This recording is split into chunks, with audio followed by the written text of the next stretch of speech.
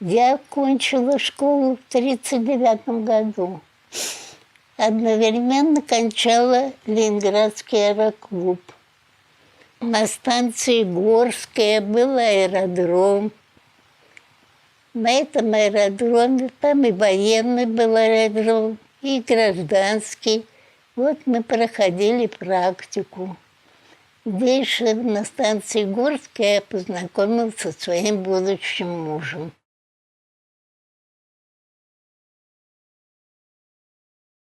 А после замужества муж получил назначение военное. Он же военный был. В Литву.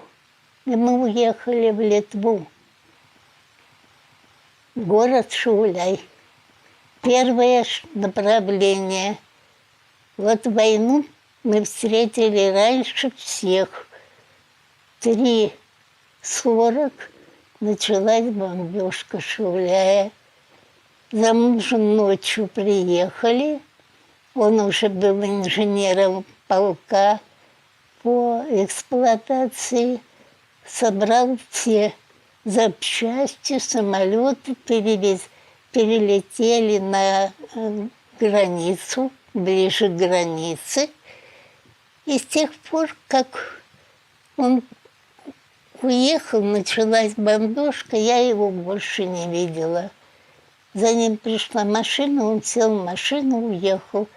И больше не видела до 1943 года. Ни он не знал ничего обо мне, ни я о нем.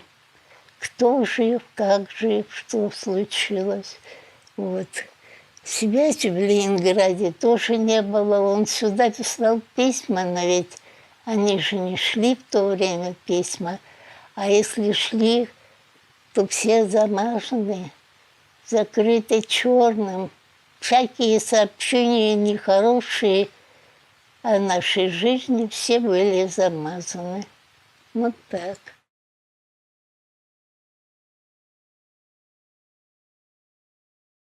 Утром пришла машина от военкомата и собирала все семьи, детей,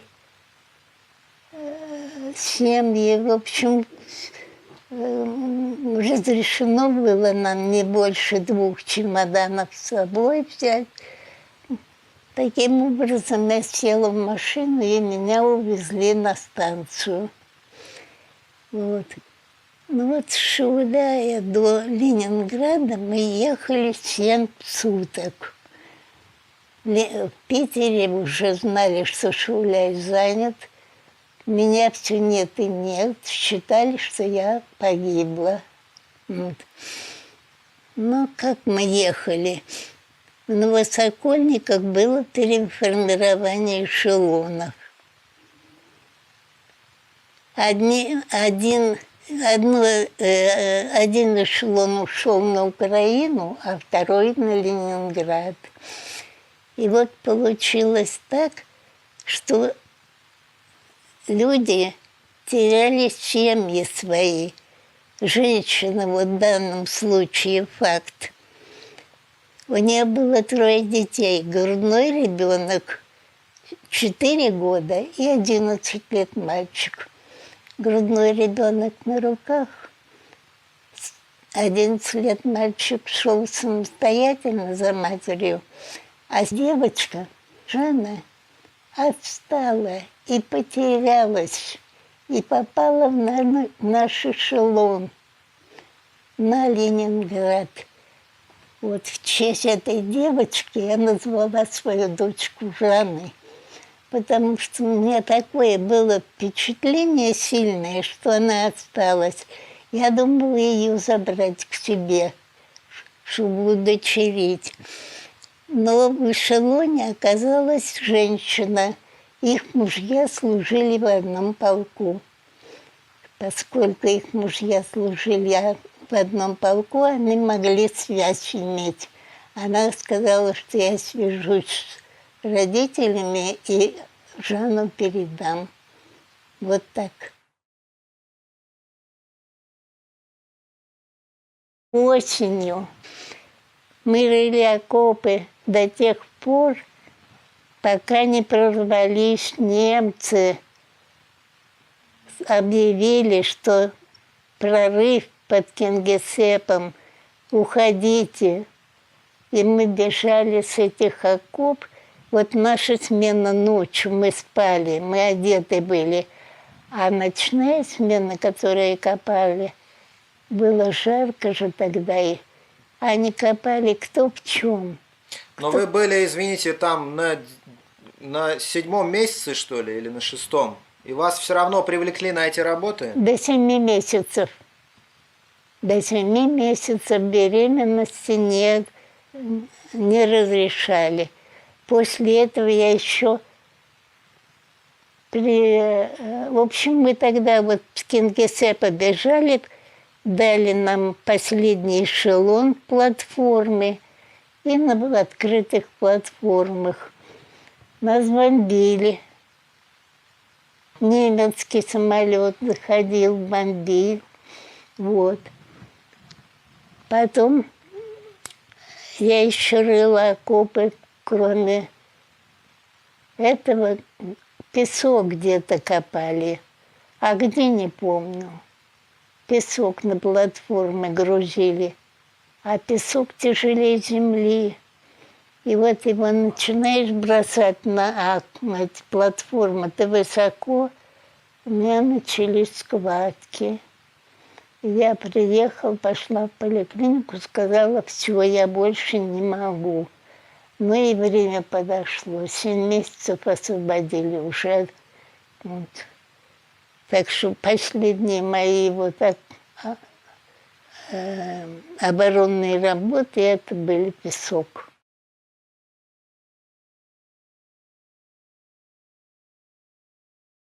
Вот нас было Лосев Семен Константинович, Филимонова Александра Михайловна, я, и родилась в ноябре 41-го года дочка. В 11-м родильном доме на Васильевском острове. Врачи были, сестры были. Но вот Жанночка рождалась под самую бомбежку. Врачи разбежались. Под бомбежкой тоже много разбегались. Ну, а со мной осталась одна медсестра. Ну, роды были удачные, благополучные, все было в порядке. Вот дочка там оттуда и забирали. У меня было молоко. С горем пополам кормила. А в 2 месяца прекратилось. Кормить пришлось чем угодно. И сухари, которые были еще в доме, и крупа. Любую крупу, была такая у нас мельница, размалывала мелко-мелко. И вот жидкие кашицы на воде, вот такие. И этими кашицами ее кормила. Ребенка купать надо было. Обычно детей маленьких, она в ноябре родилась, купают каждый день, а мы ее купали через 2 дня на 3-й. У нас была квартира зеленая и такая темная кухня маленькая от этой зеленой квартиры. Из коридора она образовалась. И вот на буржуйке топилась, грелась вода. Дров где брали? Жгли мебель, ломали все, что можно в доме. Газеты, книги, журналы, все жгли.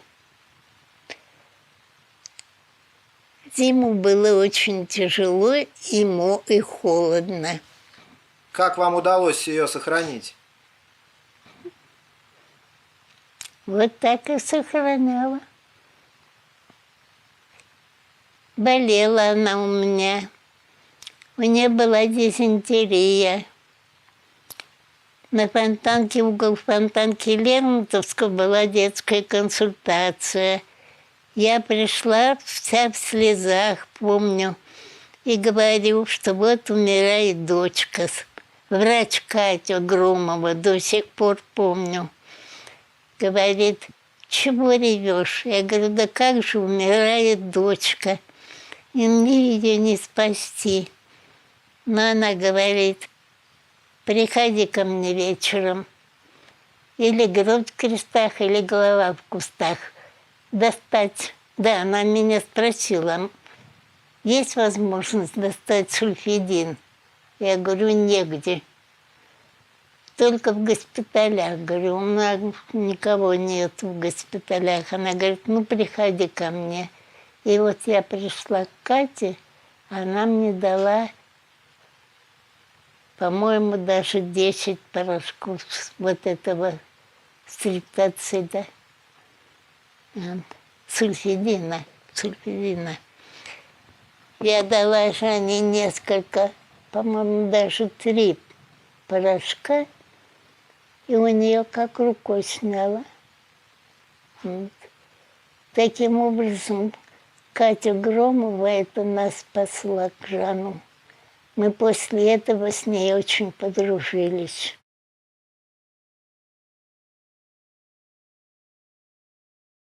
Сами чем питались, это ужас, страшно сказать.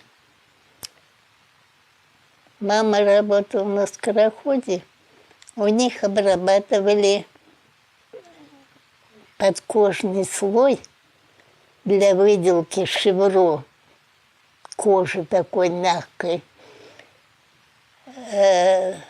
Ее обрабатывали известью.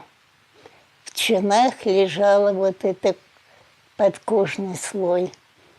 Вот мама приносила этой мездры, я неделю вымачивала ее дома, хотя воды-то не было. Ходили, мучились, собирали воду на другие улицы, брали с фонтанки даже воду. Вот. Вымачивала эту мездру и варила студень. А в марте месяце муж прилетел с летчиками гражданского воздушного флота в Ленинград. Просто договорился. Вот они его перевезли. Привезли, стучит. А я говорю, Господи, кого еще нас черт несет? А он говорит, Таня, открой, это я. Я так и села, не могла даже дверь открыть. С такой радостью. Мне казалось, что это все несбыточные мечты. Ну вот, прилетел он. У него что-то было с собой немножко. Варенье, по-моему, такой в жестяной, помню, банке, пленки, фотопленки, кино пропускают. Вот такое банка варенья. Мы наелись, я поела этого варенья. Потом меня так тошнило. Видно, организм отвык от всего этого доброго. А мы угостили его студнем нашим, вот этим из мездры. Он ложечку маленькую взял, потом уже рассказывал. Держу, говорит, во рту. И, говорит, проглотить не могу. И выплюнуть стыдно. Вот так. Все-таки выплюнул, наверное, пошел. Так что вот такой был студень, как мы варили.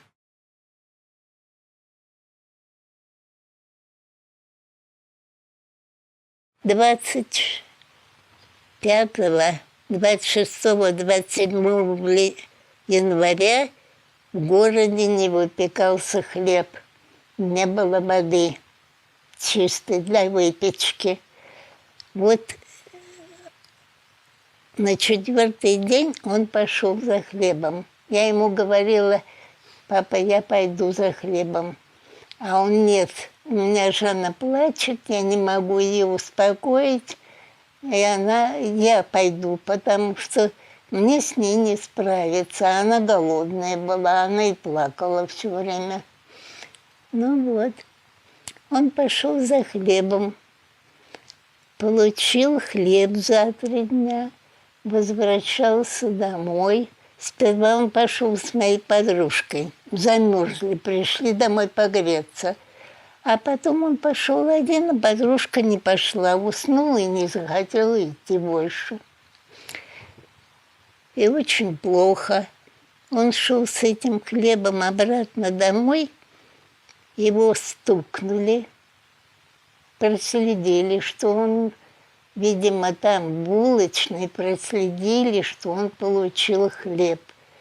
Его по голове стукнули. Он упал. Хлеб отобрали, искали карточки. Он говорит: я даже помню, что шарили по карманам, а найти, говорит, не могли. Осталось еще карточки на 3 дня глубоко-глубоко в кармане запрятаны. Вот. Но он не пришел домой. Мы найти не могли. Пошли по отделению милиции. И вот на Огородникова, не помню, какое отделение милиции, угол Огородникова и какого-то проспекта. Мы нашли его, нам сказали, что есть такой у нас обмороженный. Пришла, он сидит там, у него обмороженный. Вот он отобрали хлеб и сняли варежки. Тягивали, говорит, валенки, но никак стянуть не могли. И он обморозил руки. Он пролежал на снегу, у него были обморожены обе руки. Это были не руки, а просто кости, кровь, мясо, кровь и кости. И вот я его лечила дома, водила на проспект Маклина в поликлинику. Тогда с Климова наша поликлиника там была. Вот. Значит, сперва водила несколько раз, а потом уже стала дома делать ванночки, марганцовые ванночки, и смазывала вазелиновым маслом. И вот так у него постепенно начали затягивать кожа, нарастать. Образовалась краснота, и он стал шевелить пальцем уже. В общем, он бы выжил, но, видимо, то, что он пролежал очень долго на снегу, у него воспаление легких началось. И он умер, как здесь написано, от воспаления легких.